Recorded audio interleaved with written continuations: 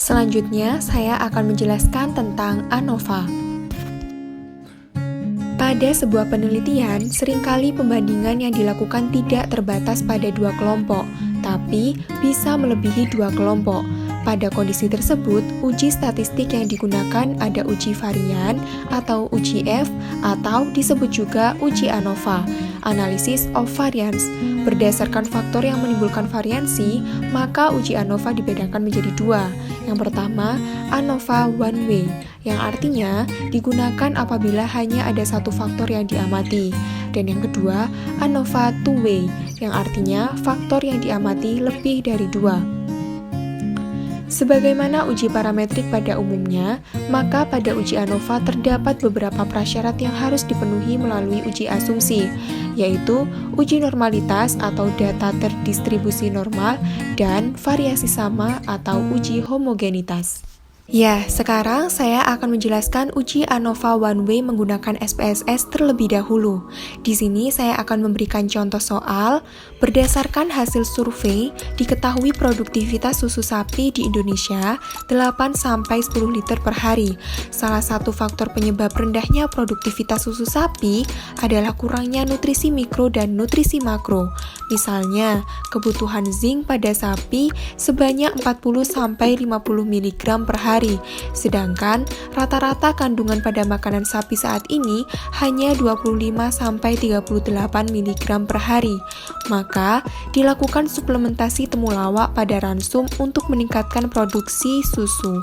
Salah sumber seng adalah dari temulawak maupun suplemen zinc. Maka, dilakukan penelitian untuk mengetahui efek pemberian suplemen zinc dari berbagai sumber pada pakan sapi terhadap produktivitas susu sapi. Perlakuan pemberian suplemen dibagi menjadi 4 kelompok, dengan masing-masing kelompok terdiri atas 4 ekor atau 4 kali pengulangan, yaitu TO sama artinya dengan ransum kontrol tanpa tambahan, T1 sama artinya dengan ransum dengan tambahan ekstrak temulawak, T2 sama artinya dengan ransum dengan suplemen zinc proteinat, dan yang terakhir T3 sama artinya dengan ransum ditambah X temulawak dan zinc proteinat. Ya, di sini teman-teman bisa mengamati tabel dari produksi susu sapi berdasarkan pemberian pakan sapi. Di situ ada tabel perlakuan, pengulangan 1 sampai dengan 4, serta rata-rata. Penentuan hipotesis HO, tidak ada perbedaan rata-rata produktivitas susu sapi pada tiap kelompok pemberian pakan yang berbeda. HA, ada perbedaan rata-rata produktivitas susu sapi pada tiap kelompok pemberian pakan yang berbeda. Lanjut pada slide selanjutnya, di sini saya akan menjelaskan langkah-langkah uji ANOVA one way dengan menggunakan SPSS. Langkah yang pertama, buatlah variabel data variabel dependent dan independent dengan ketentuan A. Variabel dependent ditulisnya produksi underscore susu measure. Nah, opsinya dipilih scale atau skala.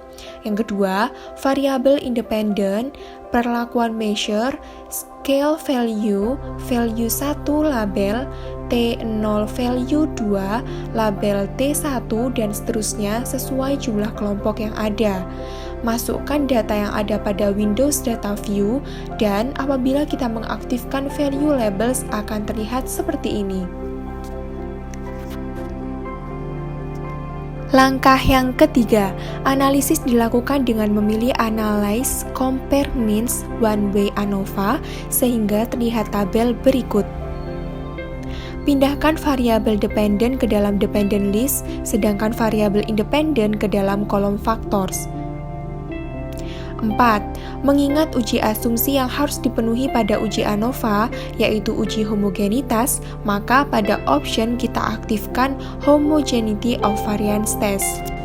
Langkah yang kelima, pada uji ANOVA apabila diketahui terdapat beda yang signifikan antar kelompok, maka perlu dilanjutkan ke uji T untuk membandingkan kelompok manakah yang berbeda.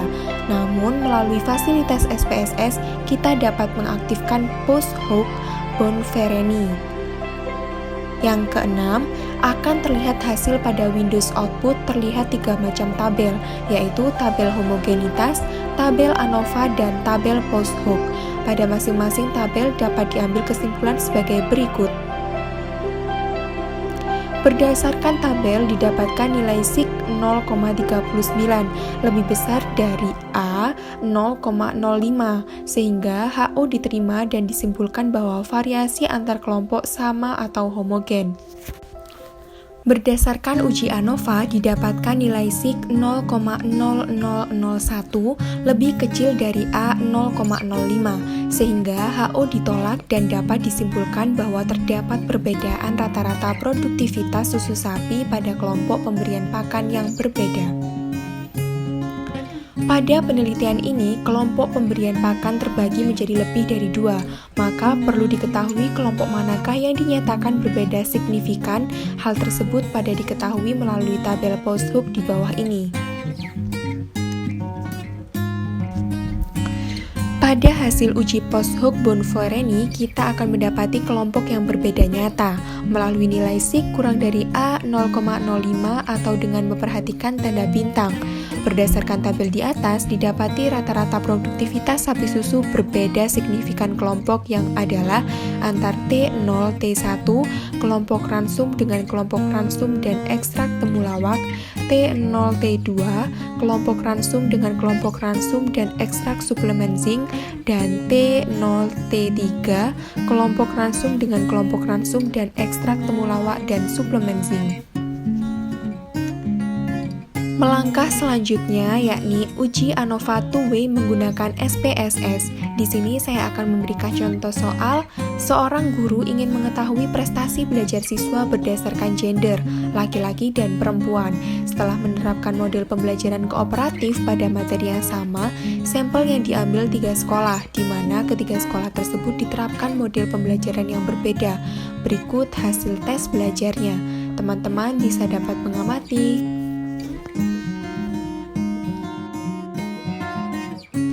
Slide selanjutnya saya akan menjelaskan uji ANOVA 2-way menggunakan SPSS. Yang pertama, buka program SPSS sampai muncul worksheet area kerja seperti pada gambar berikut.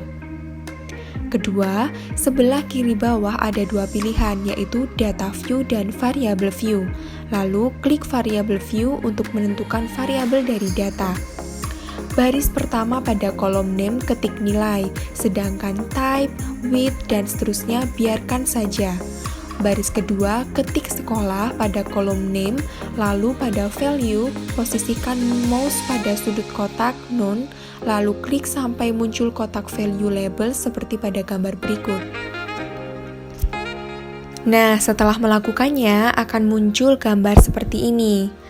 Langkah selanjutnya, ketik 1 pada kotak value, ketik model A pada kotak label, lalu klik add dan ketik 2 pada kotak value, ketik model B pada kotak label, lalu klik add, dan ketik 3 pada kotak value, ketik model C pada kotak label, lalu klik add. Jika sudah diisi semua, terlihat seperti gambar berikut. Setelah itu klik OK. Baris ketiga ketik gender pada kolom name, lalu pada value posisikan mouse pada sudut kotak none, lalu klik sampai muncul kotak value label seperti pada langkah kelima. Ketik 1 pada kotak value, ketik laki-laki pada kotak label, lalu klik add, dan ketik 2 pada kotak value, ketik perempuan pada kotak label, lalu klik add. Jika sudah diisi semua, terlihat seperti gambar berikut. Langkah yang ketujuh, setelah itu klik OK. Maka sampai di sini kita sudah mengisi semua variabel untuk ANOVA 2 faktor, terlihat seperti pada gambar berikut. Nah, teman-teman akan mendapatkan hasil seperti ini. Langkah yang ke-8, selanjutnya klik data view ada di sebelah kiri variabel view di bawah. Pada kolom nilai isi semua nilai siswa dari nomor urut 1 sampai dengan 48. Sampel kita ada 3 sekolah, setiap sekolah ada 16 siswa. Jadi 16 kali 3 sama dengan 48 siswa. Lalu pada kolom sekolah baris ke-1 sampai dengan 16, ketik 1. Ini kode untuk sekolah 1 yaitu model A. Baris ke-17 sampai dengan 32, ketik 2. Ini kode untuk sekolah 2 yaitu model B. baris ke-33 sampai dengan 48 ketik 3. Ini kode untuk sekolah 3 yaitu model C. Pada kolom gender isi 1 untuk laki-laki dan 2 untuk perempuan. Disesuaikan dengan soal yang telah diberikan di atas. Jika sudah diisi semua, maka hasil data view seperti gambar berikut. Langkah yang ke-9, uji asumsi data berdistribusi normal atau tidak, cara uji normalitas bila data sudah berdistribusi normal. Langkah selanjutnya kita lanjut uji two-way ANOVA, yaitu silakan klik menu Analyze, General Linear Model, Univariate, jika benar terlihat seperti pada gambar berikut. Langkah yang ke-10, masukkan nilai ke dalam kotak dependent variable, sedangkan sekolah dan gender masukkan ke dalam kotak fixed factors, terlihat seperti gambar berikut. Kemudian klik plots, maka muncul kotak univariate, profil plot seperti gambar di bawah, lalu masukkan variabel gender ke dalam kotak horizontal axis, sedangkan variabel sekolah masukkan ke dalam kotak separate lines, seperti gambar berikut. Langkah yang ke-12, selanjutnya klik add, maka akan muncul di dalam kotak plots gender sekolah seperti pada gambar berikut. Langkah yang ke-13, selanjutnya klik continue. Setelah diklik continue, maka hasilnya terlihat kembali seperti gambar pada langkah. Selanjutnya klik options, maka muncul kotak univariate option seperti gambar berikut. Langkah yang ke-14, masukkan variabel sekolah, gender ke dalam kotak display means for, pada kotak display centang deskriptif statistik dan homogeneity test, lalu perhatikan kotak signifikan level. Di sini saya menggunakan taraf alfa 0,05. Nilai alfa ini diisi sesuai dengan nilai kepercayaan dari peneliti masing-masing dan tergantung jenis penelitiannya. Jika sudah diisi, maka terlihat seperti gambar berikut. Tahap yang terakhir adalah interpretasi hasil. Nah, ini dia hasil dari uji ANOVA two-way. Dari gambar between subjects factor, kita dapat mengetahui jumlah sekolah ada 3 dan ketiga sekolah menggunakan model yang berbeda, yaitu sekolah 1 menggunakan model A yang ada dalam kolom value label, begitu juga untuk sekolah 2 dan 3. Sedangkan banyak siswa setiap sekolah sama, yaitu 16 siswa yang terdiri dari laki-laki dan perempuan. Jadi jumlah keseluruhan ada 48 siswa, didapat dari 21 siswa laki-laki dan 27 siswa perempuan. Berikut analisis selanjutnya. Nah, ini adalah tabel selanjutnya. Tabel tadi memiliki arti deskriptif statistik. Kita dapat mengetahui deskripsi hasil dari nilai prestasi belajar siswa dari setiap sekolah berdasarkan gender.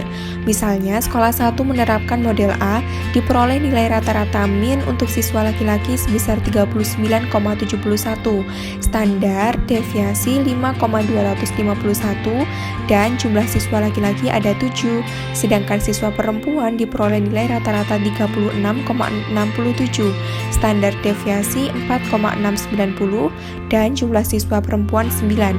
Begitu juga untuk sekolah 2 dan 3. Dari sini kita belum bisa mengambil kesimpulan prestasi belajar dari setiap sekolah, karena hanya deskripsi data saja. Berikut analisis selanjutnya.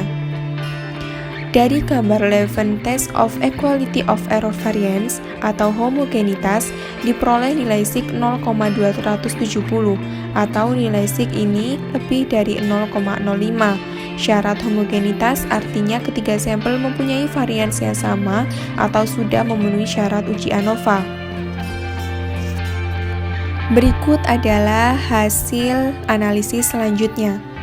Hipotesis, H0 tidak ada interaksi antara model pembelajaran terhadap kelompok gender. H1 ada interaksi antara model pembelajaran terhadap kelompok gender. Pengambilan keputusan, jika F hitung lebih kecil F tabel atau nilai SIG lebih besar 0,05, maka H0 diterima. Jika F hitung lebih besar F tabel atau nilai SIG lebih kecil 0,05, maka H0 ditolak. Jadi terimalah H1 dari tabel di atas, terlihat bahwa nilai F hitung 3495 dan F tabel 3,19. F tabel lihat tabel distribusi F untuk ANOVA atau nilai signifikan yang diperoleh dari tabel di atas sebesar 0,039. Jadi dapat disimpulkan ada interaksi antara model pembelajaran terhadap kelompok gender. Karena ada interaksi antara model pembelajaran terhadap kelompok gender dari setiap sekolah, maka di sini kita perlu uji lanjut post hoc. Berikut cara uji lanjut post hoc ANOVA 2 arah. Uji lanjut kembali lagi ke langkah 1 sampai dengan langkah ke-19 di atas. Setelah klik continue pada langkah ke-19, maka muncul seperti gambar berikut. Klik post hoc pada gambar, maka muncul seperti gambar berikut. Pada kotak faktor, pindahkan sekolah ke dalam kotak post hoc test for. Di sana ada beberapa pilihan untuk uji lanjut. Di sini kita menggunakan uji 2K seperti terlihat pada gambar berikut. Setelah itu klik continue, lalu klik OK. Silakan lihat hasilnya pada post hoc test atau ada di bawah ini pada hasil output atau seperti pada gambar berikut. Berdasarkan hasil dari tabel di sebelumnya, maka diambil kesimpulan bahwa analisis hasil uji lanjut post hoc 2K dari tabel multiple comparisons. Coba perhatikan dalam kolom mean difference IC itu ada yang berbintang dan ada yang tidak berbintang, di mana yang bertanda bintang itu artinya model tersebut berbeda secara signifikan dibandingkan dengan model-model yang lain. Kesimpulan, perbedaan secara signifikan yaitu pada sekolah 1 model A dan sekolah 2 model B.